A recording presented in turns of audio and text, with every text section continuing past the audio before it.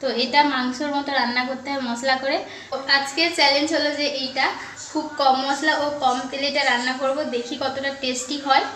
এটা কষানো কমপ্লিট হয়ে গেছে, তো এর মধ্যে এবার জল দিয়ে দেবো। তো দেখুন বন্ধুরা, এটা একটা নতুন জিনিস মা বাড়ি থেকে আসার সময় আমার কাছে নিয়ে এসছে। তো এটাকে রান্না করব। তো এটা মাংসর মতো রান্না করতে হয় মশলা করে। তো এটা যদি কেউ জেনে থাকো এটা কমেন্ট করে যে এটা কি চ্যালেঞ্জ। তাহলে আজকে চ্যালেঞ্জ হলো যে এইটা খুব কম মশলা ও কম তেলে এটা রান্না করব, দেখি কতটা টেস্টি হয়। তো চলুন দেখাচ্ছি। তেল কতটা?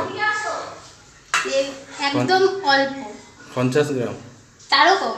রান্না করবে চ্যালেঞ্জ নিয়েছে, আর তার সাথে তেল কতটা দেয়? 50 গ্রামের মতো। যে মশলার মধ্যে এখানে আছে প্রায় 300-র মতো। তো এই মশলার মধ্যে এখানে আদা আছে, রসুন আছে, আর পেঁয়াজ একসাথে বাটা আছে, দিয়ে দিয়েছে। তো দেখতে পাচ্ছেন এটা 50 গ্রামের মতো তেল হবে। ঠিক আছে, দেখা যাক, চ্যালেঞ্জ নিয়েছে যেহেতু কেমন রান্না করে। দিল কালারের জন্য নাকি? হ্যাঁ, তো সবাই চিনি ব্যবহার করে, আমি নুনটাই দিলাম। এরপর আদা পেস্ট, রসুন আর পেঁয়াজ একসাথে পেস্ট করা, এটাই দিয়ে দেবো। ওকে, দাও।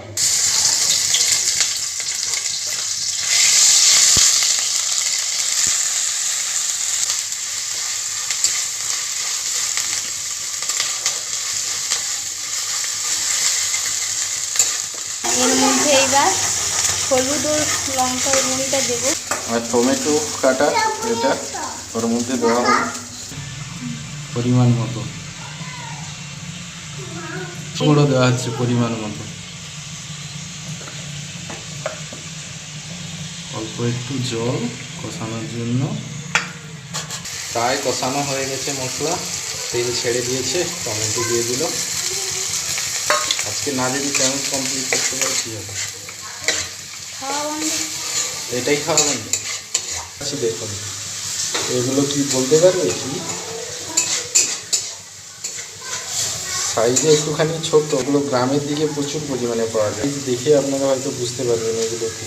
তো যারা জানেন কমেন্ট করে অবশ্যই কেটে রাখা আলুগুলো ওর মধ্যে দেওয়া হবে, দিয়ে একটুখানি কষানো হবে। তো এগুলো এরপর ঝোলের মধ্যে দেওয়া হচ্ছে, কষানো হবে, তাই তো? তাই এই জিনিসটার নাম কি তো বলে দাও। সুতি সুতি সুতি না ঝিনুক?